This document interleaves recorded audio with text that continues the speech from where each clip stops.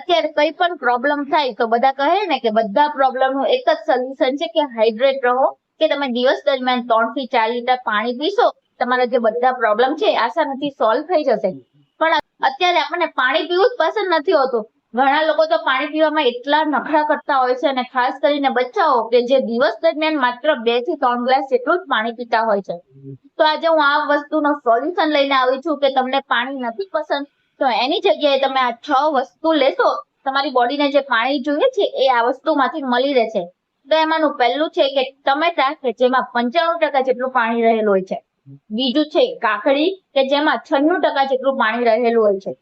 ત્રીજું છે તરબૂચ, કે જેમાં 92% જેટલું પાણી રહેલું હોય છે. ચોથું છે કોબી, કે જેમાં 90% જેટલું પાણી રહેલું હોય છે. પાંચમું છે કે પાઇનેપલ, કે જેમાં 87% જેટલું પાણી રહેલું હોય છે. અને છઠ્ઠું છે કે દ્રાક્ષ, કે જેમાં 82% જેટલું પાણી રહેલું હોય છે. તો તમે પાણીની જગ્યાએ આ 6 વસ્તુઓ લેશો તો તમને ડિહાઇડ્રેશનની જે કમી છે એ પણ દૂર થઈ જશે, અને તમારી સાથે સાથે તમારી સ્કિન ગ્લો કરશે.